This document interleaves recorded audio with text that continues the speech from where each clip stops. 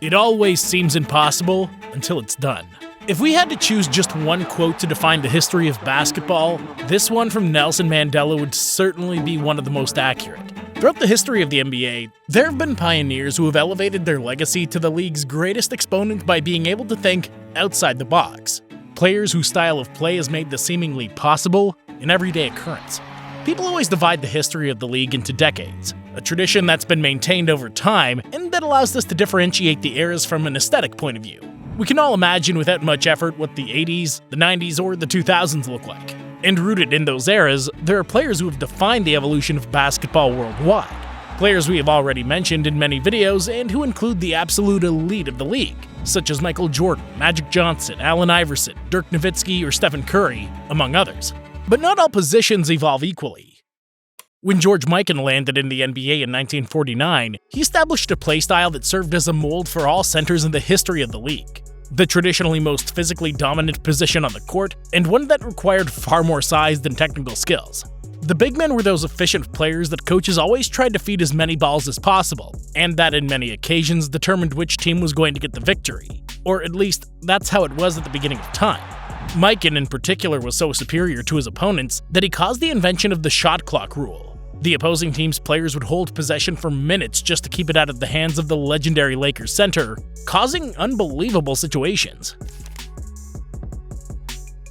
And after him came a new wave of dominant centers that spread throughout the history of the league, such as Wilt Chamberlain, Bill Russell, Kareem Abdul-Jabbar, David Robinson, Hakeem Olajuwon, or Shaquille O'Neal.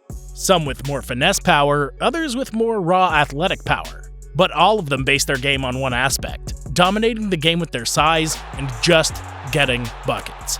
We had to wait 70 years to see something different. Well, not us, but basketball fans for generations and generations. But finally, just when the most static position in basketball was beginning to go through its lowest hours and was on the verge of extinction, a player came along and has broken all the molds that existed. A center who's not only changed the meaning of his position with his game, but also has managed to prove that his way of playing not only achieves victories, but also championships.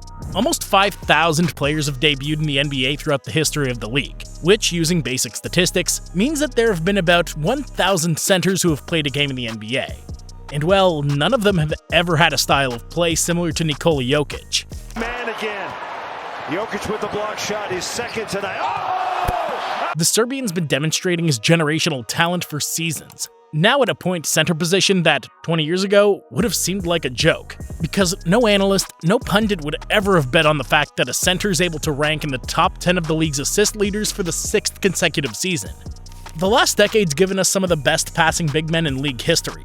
Players also from Europe, such as Marc Gasol or Joakim Noah, who often served as support for an offense that suffered without their presence to move the ball.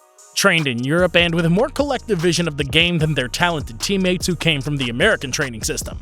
However, Jokic's vision has been infinitely more decisive and transcendental for his team than that of any of his competitors.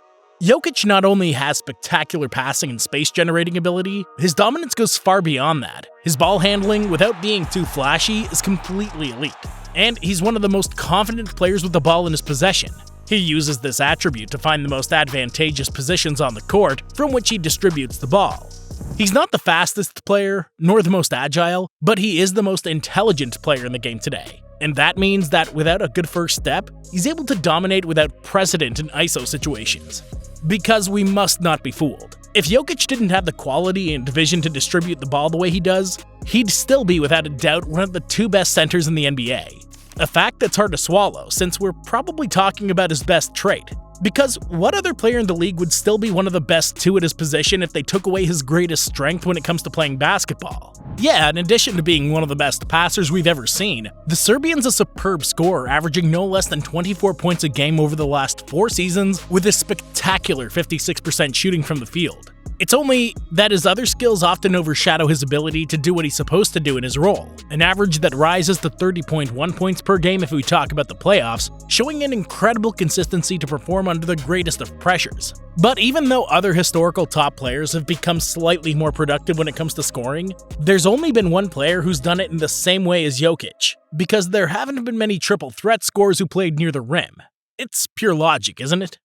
From the low post, from the high post, from deep, from the paint, The only other big who was as versatile as the Joker in almost any context was Dirk Nowitzki, a player who wasn't a center but who in turn was one of the causes of the approach to the game that today's teams look for, and who was so difficult to defend because of his combination of size and offensive versatility.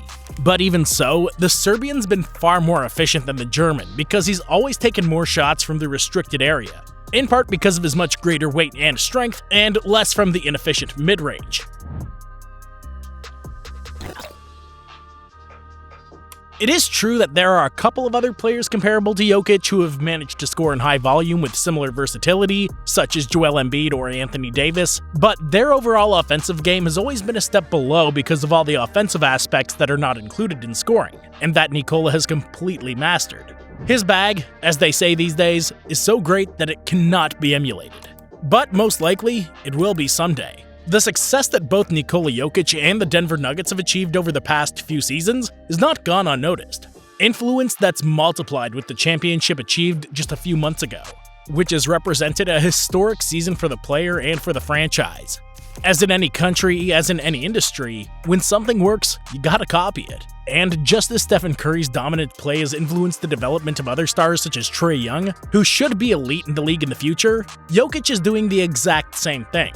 A very common comparison he often receives is that of Alperen Şengün.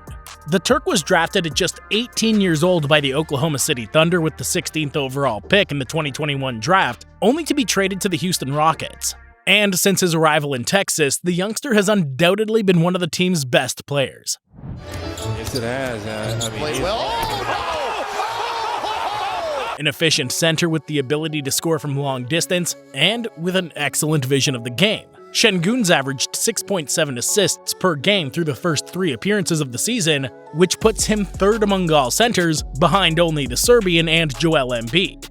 And he's done it by being the 8th center in touches per game, placing him behind Adebayo, Mobley, Randall, Davis, or Sabonis. If Udoka can find the key, Şengün can become a real monster, and the first star developed similar to Jokic. But he will not be the last.